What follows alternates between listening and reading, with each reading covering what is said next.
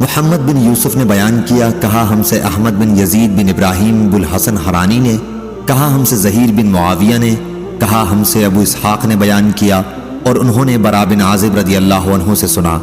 انہوں نے بیان کیا کہ ابو بکر رضی اللہ عنہ میرے والد کے پاس ان کے گھر آئے اور ان سے ایک پالان خریدا۔ پھر انہوں نے میرے والد سے کہا کہ اپنے بیٹے کے ذریعے اسے میرے ساتھ بھیج دو۔ حضرت برا رضی اللہ عنہ نے بیان کیا، چنانچہ میں اس کجاوے کو اٹھا کر آپ کے ساتھ چلا اور میرے والد اس کی قیمت کے روپے پر رکھوانے لگے۔ میرے والد نے ان سے پوچھا، اے ابو بکر مجھے وہ واقعہ سناؤ جب تم نے رسول اللہ صلی اللہ علیہ وسلم کے ساتھ غار ثور سے ہجرت کی تھی تو آپ دونوں نے وہ وقت کیسے گزارا تھا؟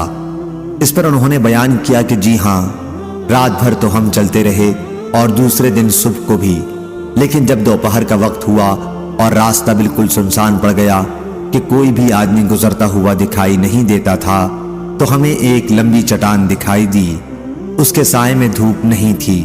ہم وہاں اتر گئے اور میں نے خود نبی کریم صلی اللہ علیہ وسلم کے لیے ایک جگہ اپنے ہاتھ سے ٹھیک کر دی اور ایک چادر وہاں بچھا دی۔ پھر میں نے عرض کیا، یا رسول اللہ آپ یہاں آرام فرمائیں، میں نگرانی کروں گا۔ حضرت صلی اللہ علیہ وسلم سو گئے اور میں چاروں طرف حالات دیکھنے کے لیے نکلا۔ اتفاق سے مجھے ایک چرواہا ملا، وہ بھی اپنی بکریوں کے ریوڑ کو اسی چٹان کے سائے میں لانا چاہتا تھا جس کے تلے میں نے وہاں پڑاؤ ڈالا تھا، وہی اس کا بھی ارادہ تھا۔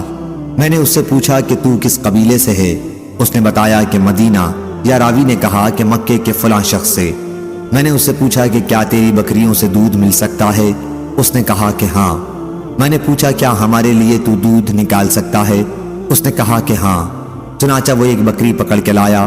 میں نے اس سے کہا کہ پہلے تھن کو مٹی، بال اور دوسری گندگیوں سے صاف کر لے۔ ابو اسحاق راوی نے کہا کہ میں نے برا بن عازب رضی اللہ عنہ کو دیکھا کہ انہوں نے اپنے ایک ہاتھ کو دوسرے پر مار کر تھن کو جھاڑنے کی صورت بیان کی۔ اس نے لکڑی کے ایک پیالے میں دودھ نکالا۔ میں نے حضرت صلی اللہ علیہ وسلم کے لیے ایک برتن اپنے ساتھ رکھ لیا تھا، آپ اس سے پانی پیا کرتے تھے اور وضو بھی کر لیتے۔ پھر میں حضرت صلی اللہ علیہ وسلم کے پاس آیا، آپ سو رہے تھے۔ میں آپ کو جگانا پسند نہیں کرتا تھا، لیکن بعد میں جب میں آیا تو آپ بیدار ہو چکے تھے۔ میں نے پہلے دودھ کے برتن پر پانی بہایا، جب اس کے نیچے کا حصہ ٹھنڈا ہو گیا تو میں نے عرض کیا، اے اللہ کے رسول دودھ پی لیجئے۔ انہوں نے بیان کیا کہ پھر حضرت صلی اللہ علیہ وسلم نے دودھ نوش فرمایا، جس سے مجھے خوشی حاصل ہوئی۔ پھر آپ نے فرمایا کہ ابھی کوچ کرنے کا وقت نہیں آیا۔ میں نے عرض کیا کہ آ گیا ہے۔ انہوں نے کہا کہ جب سورج ڈھل گیا تو ہم نے کوچ کیا، بعد میں سراقہ بن مالک ہمارا پیچھا کرتا ہوا یہیں پہنچا۔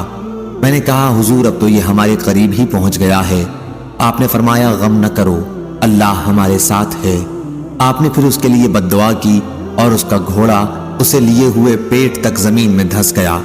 میرا خیال ہے کہ زمین بڑی سخت تھی، یہ شک راوی حدیث زہیر کو تھا۔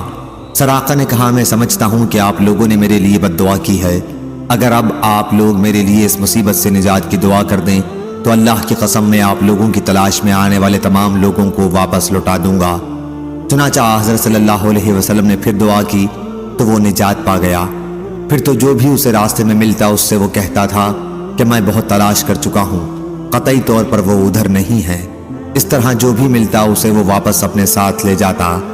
ابو بکر رضی اللہ عنہ نے کہا کہ اس نے ہمارے ساتھ جو وعدہ کیا تھا اسے پورا کیا۔ صحیح بخاری حدیث نمبر 3000